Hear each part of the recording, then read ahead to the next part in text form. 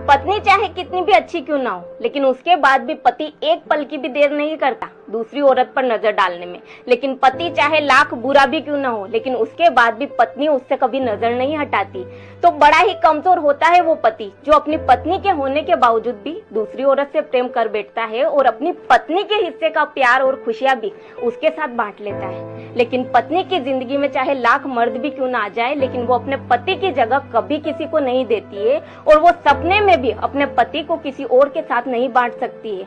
तो पति और पत्नी दोनों की वफादारी का पता लगाना हो ना, तो पत्नी की वफादारी का पता पति की गरीबी में और पति की वफादारी का पता पत्नी की बीमारी में अच्छे से लगाया जा सकता है। तो इसलिए आज साफ शब्दों में कहती हूँ साहब कि पति पत्नी का रिश्ता कोई स्वार्थ का रिश्ता नहीं होता, बल्कि ये विश्वास की एक ऐसी डोर है जो सुख में हंसी मजाक से लेकर दुख में संकट तक साथ निभाने की जिम्मेदारी होती है। भाभीियों का रवैया और अपने भाई की मजबूरी देखकर आज कुछ बहनें अपने मायके नहीं जाती है।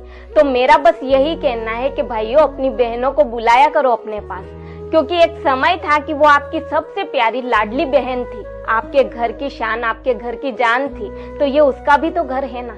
और भाभीियों आपसे बस मेरा यही कहना है कि आप भी तो किसी घर की बेटी है, किसी की बहन है, और आपको ये बात तो अच्छे से पता होगी कि भाई की जान बसती है अपनी बहन में। और जब उसी भाई के सामने आप उसकी बहन की बुराई करती हैं, उसकी बहन के बारे में उल्टा सीधा बोलती है, तब उस भाई पर क्या बीतती होगी, आपके पति पर क्या बीतती होगी। तो ऐसा करके आप अपनी नंद को नहीं, उसकी बहन को नहीं, बल्कि आप खुद अपने पति को ही चोट पहुंचाती है। सरकार को एक नियम यह भी लागू कर देना चाहिए कि हॉस्पिटल प्राइवेट हो या सरकारी, अगर मरीज मर जाए तो उसका पूरा बिल माफ हो जाना चाहिए। इससे फायदा ये होगा कि डॉक्टर मरीज को बचाने की पूरी कोशिश करेगा, और इतनी कोशिशों के बाद भी अगर मरीज मर जाता है तो उससे अनावश्यक वेंटिलेटर या अन्य तरीके से लूटपाट नहीं की जाएगी। अगर सहमत हो तो शेयर जरूर करना।